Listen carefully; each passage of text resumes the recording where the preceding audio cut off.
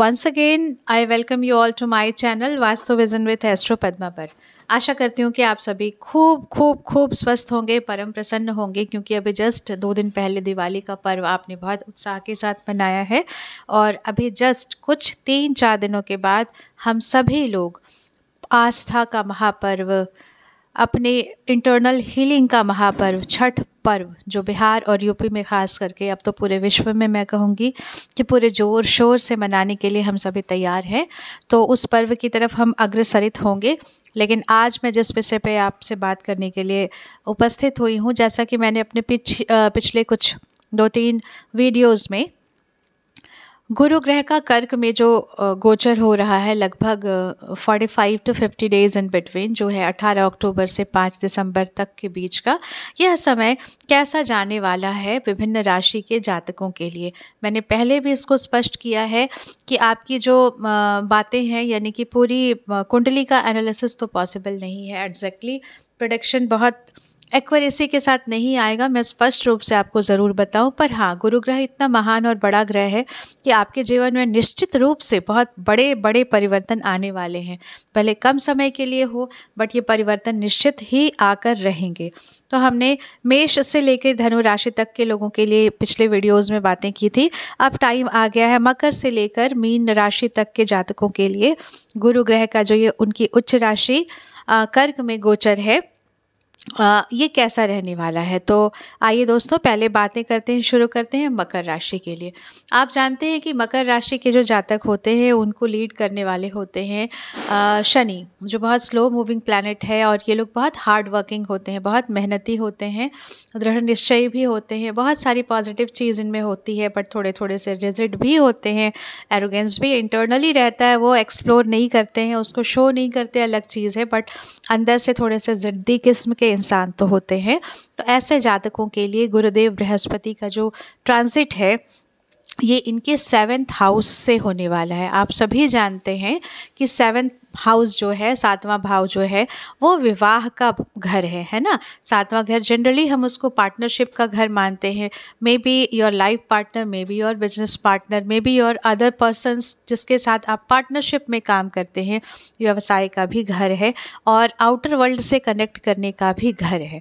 तो कहीं ना कहीं आपका जो 7th हाउस है वो एक्टिवेट हो जा रहा है। तो सबसे बड़ी अच्छी बात यह है कि जिन लोगों के लिए मैं बोलूँ कि विवाह के लायक समय है और जो अपने पार्टनरशिप की अपने पार्टनर की तलाश में हैं, तो उनको एक अच्छे प्रपोजल्स भी आ सकते हैं, शादी विवाह की कुछ बातें बन सकती है अगर कुंडली में दशाएं भी उनको सपोर्ट कर रही हैं। तो केवल ट्रांजिट से तो बात नहीं बनेगी, बट हाँ, एक बहुत स्ट्रॉन्ग सा चांस बन रहा है कि आपके जीवन में कोई लाइफ पार्टनर प्रवेश करे, या आप किसी के साथ पार्टनरशिप में कोई बिजनेस करें, या आप जो व्यवसाय कर रहे हैं तो उसमें आपके पार्टनर्स के साथ बॉन्ड अच्छे हों, आप पार्टनर्स के साथ कोई नई चीज़ें इनोवेट कर सकते हैं। तो this is a very good time for the partnership, आपकी लाइफ के साथ हो, लाइफ पार्टनर हो या फिर आपके बिजनेस पार्टनर हो। यहाँ से बैठकर देखिए गुरुदेव क्या है, अपनी 5वीं दृष्टि से आपके 11th हाउस को देखेंगे। 11th house is the house of gain. जैसा कि हम सभी जानते हैं कि गुरु जहाँ बैठते हैं उससे ज़्यादा अच्छा प्रभाव देते हैं जहाँ पर उनकी दृष्टि पड़ती है, चाहे वो उस लग्न के लिए फेवरेबल हो या ना हो, पर गुरु की दृष्टि में हमेशा ही अमृत बसता है। ऐसी बातें सभी लोग करते हैं। तो आपको जब ये 11th हाउस को देखेंगे, 11th house is a house of gain, आपके लाभ का भाव है। तो जब आपके लाभ स्थान को देखेंगे तो कहीं ना कहीं आपको कुछ ना कुछ फ़ायदा, मॉनेटरी बेनिफिट की बात कर रही हूँ मैं, तो पैसों से संबंधित लाभ इसको आपको ज़रूर होगा। हो सकता है बहुत सारी चीज़ें जो अभी तक आपको शायद किसी और कारणों से नहीं मिल पाई थी, आपको वो निश्चित रूप से मिलेंगी, and you are definitely going to get some gain.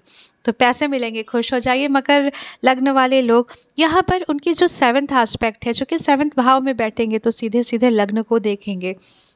तो लग्न यानी आपकी पर्सनालिटी में इन्हांसमेंट आएगा। आपकी पर्सनालिटी, ऐसे भी मकर राशि वाले लोग थोड़े से धीर गंभीर स्थिर होते हैं, पर इसके साथ ही साथ अभी जब गुरु की दृष्टि आपके लग्न पर पड़ेगी तो निश्चित रूप से आपका जो एक ओवरऑल आपकी जो पर्सनैलिटी है वो बहुत अच्छी हो जाएगी, आपका व्यक्तित्व निखर जाएगा, आपके व्यक्तित्व में एक गूढ़ता आएगी और आपका जो ओवरऑल जो कहते हैं ना डेवलपमेंट है वो उसमें इन्हांसमेंट होगा। आपके स्वयं को देख रहा है ना, तो आपकी वृद्धि ही करवाएगा, वृद्धि कारक ग्रह जो ठहरा। तो आपके लिए तो 2 भाव बहुत अच्छे हो गए। अब 9th जो एस्पेक्ट पड़ेगा, यहाँ से आपके 3rd हाउस को देखेंगे। देखिए 3rd हाउस जो है वो पराक्रम का भाव है और जब कोई शुभ ग्रह 3rd हाउस से ट्रांजिट करता है या वहाँ उसको देखता है तो वो उसको उतना ज़्यादा एक्टिवेट नहीं कर पाता है, क्योंकि आप हो सकता है कि थोड़े से पराक्रम में आपकी वृद्धि तो हो बट एग्रेसिवनेस के साथ आप उसको बहुत किसी चीज़ को पाने के लिए बहुत ज़्यादा प्रयास नहीं करेंगे। तो अब मेरा सुझाव होगा कि अगर आप किसी चीज़ के लिए ट्रैवलिंग छोटी मोटी कर रहे हैं तो उसके लिए एफ़र्ट लें। अपने जो आपके पड़ोसी हैं उनके साथ आप थोड़ा अच्छा समय बिताने की कोशिश करें। ऑल्दो ये टाइम अच्छा रहेगा बट मैंने कंपैरेटिवली आपको बताया कि 11th और 7th हाउस पर जो दृष्टि पड़ेगी उससे जो ये 3rd हाउस की दृष्टि है ये थोड़ी सी कमतर होगी। तो आप प्रयास करें कि आपकी जो बॉन्ड है अपने छोटे भाई बहनों के साथ वो अच्छी हो। प्लस आप थोड़ा सा लिखने पढ़ने में भी आपको हो सकता है आपकी शौक़ जाग जाए, आप कुछ लिखना चाहें, कुछ पढ़ना चाहें। अगर आप कुछ लिखना नहीं चाहते हैं तो it will be a remedy कि आप कुछ चीज़ें, अपनी चीज़ें जो डेली रूटीन है, कुछ गहरी चीज़ें, कुछ श्लोक, कुछ मंत्र, आप उसको लिखना शुरू करें and start doing it with red pen. देखिए इसका आपको कुछ ना कुछ पॉजिटिव इम्पैक्ट ज़रूर मिलेगा। तो ओवरऑल अगर मकर लग्न वालों के लिए और मकर राशि वालों के लिए मैं बात करूं तो उनके लिए गुरु का यह ट्रांजिट फेवरेबल होने वाला है। तो again it will be A trailer, क्योंकि नेक्स्ट ईयर में जब गुरुदेव पूर्ण रूप से अपनी उच्च राशि में आएंगे तो स्थिरता के साथ आपके इन भावों को प्रभावित करेंगे और आपकी लाइफ में बहुत बड़ा सा परिवर्तन होने वाला है। सेकेंडली अब मैं बात करूंगी कुंभ राशि के लोगों के लिए। देखिए कुंभ राशि के लोग तो कुंभ मतलब घड़ा, आप समझ ही सकते हैं कि भाई बड़े गहरी चीज़ वाले लोग होते हैं, इनकी गहराई तक जा पाना थोड़ा सा मुश्किल है। वैसे भी शनि की राशि है और प्लस शनि यहाँ पर मूल त्रिकोण के भी होते हैं और कुंभ राशि वाले जो लोग हैं वो ऐसे भी गहराई वाले लोग होते हैं, क्योंकि उनके अंदर आप क्या पाएंगे, उनके अंदर गहराई में क्या चीज़ें भरी हुई हैं, अमृत है कि विष है कोई नहीं जानता है। तो ये बहुत ही मैं बोलूँगी कि सीक्रेटिव लोग होते हैं, जाहिर नहीं करते हैं। तो कुंभ राशि वालों के लिए गुरु का यह जो ट्रांजिट कर्क राशि से होने वाला है ये उनके 6th भाव से होगा।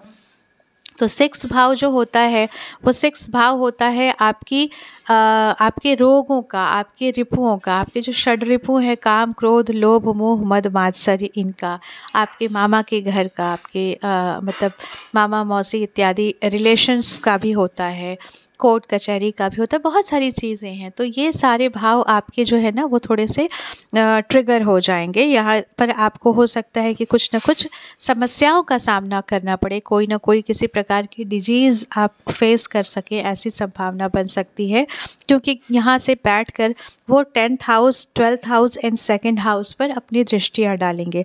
तो 10th हाउस हो गया आपके कर्म क्षेत्र, तो आपके जो कर्म क्षेत्र में हो सकता है कि बहुत अच्छी स्थिति थोड़ी बने, क्योंकि कर्म क्षेत्र को शुभ ग्रह जो गुरुदेव जब अपनी दृष्टि डालते हैं तो उसमें कुछ एक पॉजिटिवनेस के साथ उसमें कुछ ट्रिगर करेंगे, है ना।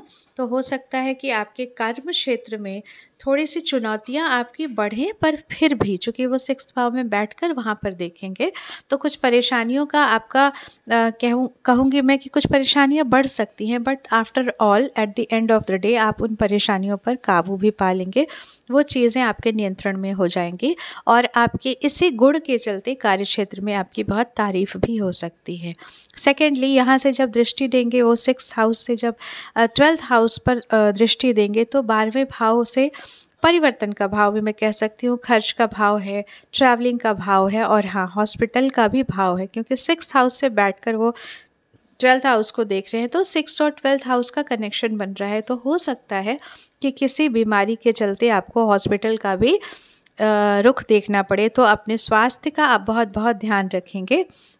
या हो सकता है कि आपके फॉरेन ट्रैवलिंग से भी रिलेटेड कोई ना कोई बातें अभी एक्टिवेट होने वाली है। हो सकता है कि आप किसी विदेश यात्रा से भी आप अपने आप को कनेक्ट कर पाएँ। अगर आप ऐसा कुछ प्लान कर पा रहे हैं तो this is absolutely the right time to execute that. अपने उस प्रोग्राम को, उस कार्यक्रम को आप एग्जीक्यूट कर सकते हैं। और फिर यहाँ से जो अपनी वो 9th एस्पेक्ट देंगे, वो देंगे आपके सेकंड हाउस को। जैसा कि आपको मैंने बताया है कि second house is the house of wealth, आपके धन का।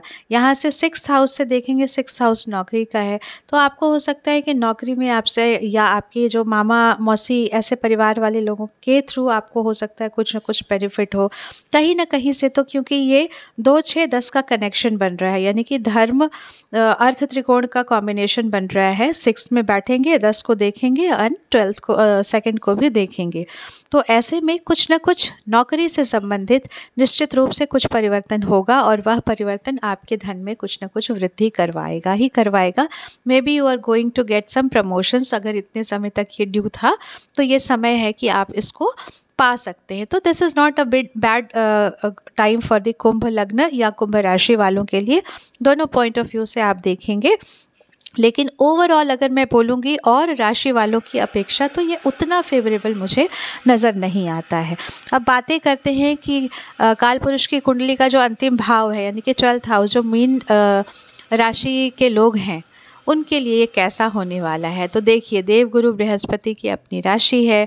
देवगुरु बृहस्पति अपनी ही राशि से उनका ट्रांजिट हो रहा है। तो मीन राशि वालों के लिए ये समय बहुत ही अच्छा जाने वाला है, क्योंकि ये जो है 5th से यानी कि 5वें भाव से इनका ट्रांजिट हो रहा है मीन राशि वालों के लिए। और 5म भाव से यानी लक्ष्मी स्थान से किसी भी ग्रह का ट्रांजिट बेसिकली वो अच्छा ही जाता है। और उसमें भी मैंने जैसे पहले भी आपसे शेयर किया कि 1st, 5th and 9th house, ये जो धर्म त्रिकोण के 3 जो कोने हैं ना, ये बहुत इम्पॉर्टेंट है आपकी लाइफ से। तो आपके 5वें भाव से इनका संचरण होगा। आपकी संतान के लिए this is a very good thing. आपकी विद्या बुद्धि के लिए बहुत अच्छा है। आपकी एनर्जी लेवल के लिए, आपकी मंत्र साधना के लिए बहुत ही अच्छा है। पूर्व पुण्य आपके जागृत होंगे, एक्टिवेट होंगे। कहीं ना कहीं आप अपने पूर्वजों से किसी न किसी रूप में कनेक्ट ज़रूर होंगे। और अगर आप कनेक्ट नहीं हो रहे हैं तो प्लीज़ होइए, उनकी रिस्पेक्ट कीजिए, उनसे मिलिए अगर वो जीवित हैं। और अगर वो नहीं है, पूर्वज अगर आपके नहीं हैं, या आपके दादा नाना जो भी आपके इंसिस्टर्स जो नहीं हैं, उनके लिए आप कुछ अपनी आस्था ज़रूर प्रकट कीजिए। उनके लिए कुछ ना कुछ आप कार्य कीजिए, और वो धार्मिक कृत्य होंगे तो वो न केवल उनको संतुष्टि प्रदान करेंगे, बल्कि आपको भी वो कहीं ना कहीं फल ही देंगे। अब 5th हाउस में बैठकर ये देखेंगे कहाँ कहाँ। तो मैंने जैसे पहले भी आपसे कहा है कि जहाँ बैठते हैं उससे ज़्यादा काम करते हैं जहाँ ये देखते हैं। तो एक तो 5th स्थान में बैठेंगे, और यहाँ से ये इनकी दृष्टि होगी फिर 9th हाउस में, 11th हाउस में एंड 1st हाउस में। मतलब क्या ही बोलूँ मैं, मीन राशि वालों के लिए तो ये वाला जो टाइम है ये specifically for the transit of गुरु का जो ये ट्रांजिट थोड़े समय के लिए है, ये बहुत ही शुभ होने वाला है, बहुत अच्छा होने वाला है। अच्छी जगह में बैठे भी हैं, अच्छे अच्छे भाव को देख भी रहे हैं। 9th भाव जो है आपके भाग्य का भाव है, और उसके मालिक ही होते हैं गुरु।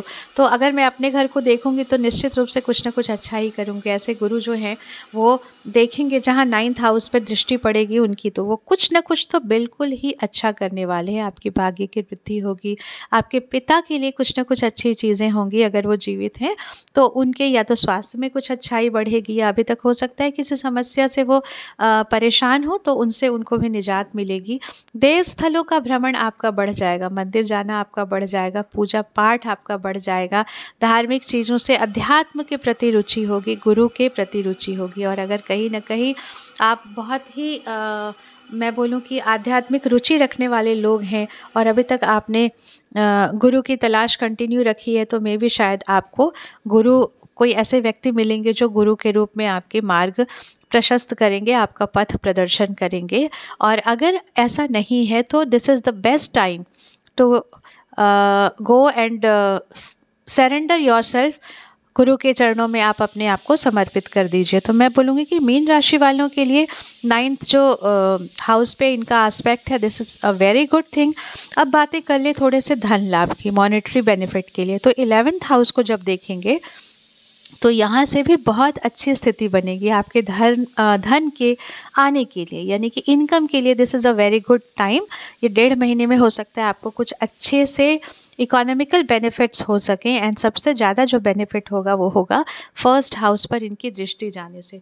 प्रथम हाउस यानी कि आप खुद, तो आपके व्यक्तित्व में निखार आएगा क्योंकि आपके ज्ञान की वृद्धि होगी, आप में आध्यात्मिकता का स्तर ऊंचा होगा, आपके कहते हैं ना आपका वाइजनेस बहुत बढ़ जाएगा। अभी तक मे भी शायद आप चीज़ों को उतना डीपली ऑब्जर्व नहीं करते होंगे, मे भी आपने उतनी ज़्यादा साधना नहीं की होगी, मे भी शायद आप आध्यात्म की तरफ उतने ज़्यादा आकर्षित नहीं हुए होंगे। पर ये जो समय है ये निश्चित रूप से आपको आपकी जड़ों से कनेक्ट करता है, आपके रूट से कनेक्ट करता है, क्योंकि 1st, 5th एंड 9th का combination is one of the best combination.